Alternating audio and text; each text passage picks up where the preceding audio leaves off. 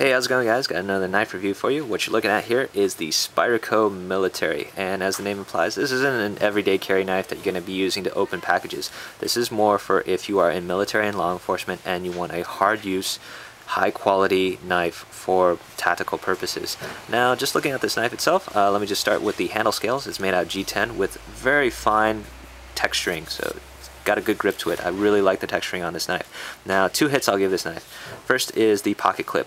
If you like tip down and you're right-handed, this is great. It works well for you, but there's no drilling and tapping for any of the other corners of the knife, and that's a shame, especially for a knife of this quality and this cost. How much would it cost Spyderco to drill and tap extra holes just to give the user the option of changing the mounting options of the pocket clip? And that's the main gripe I have with this.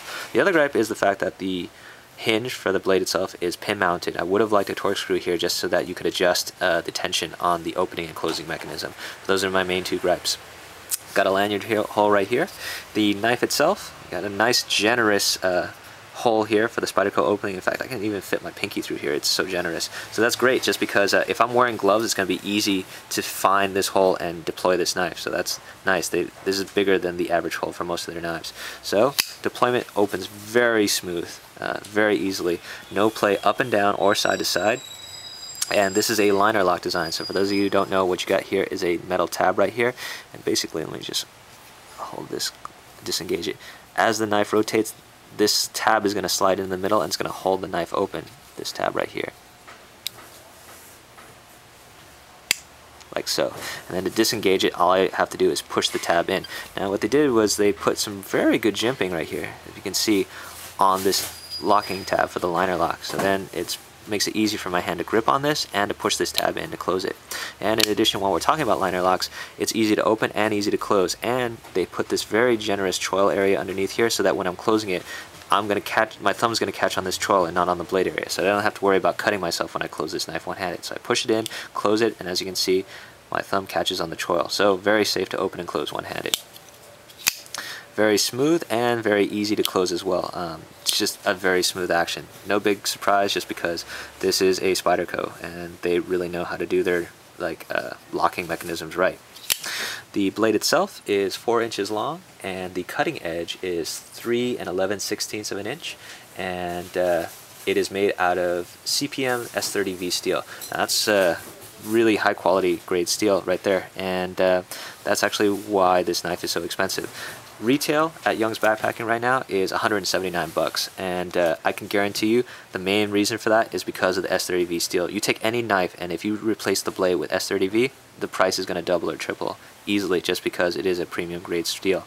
It has incredible wear resistance, incredible corrosion resistance, and takes a crazy sharp edge. The only problems with S30V are, number 1, the cost, and number 2 is when the blade gets dull, it's going to be a little bit harder to sharpen. But if you're experienced in that, you're not going to really have problems with that.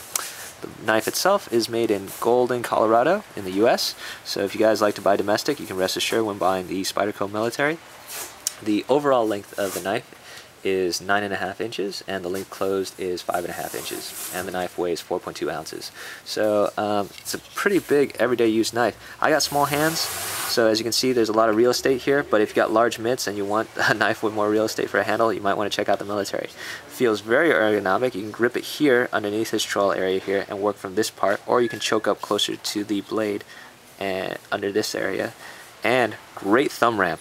Excellent thumb ramp. Look how aggressively it goes up, and great Spyderco jimping right here. Once I have my hand locked in, it does not feel like my hand will ever slip onto the blade area of the knife at all.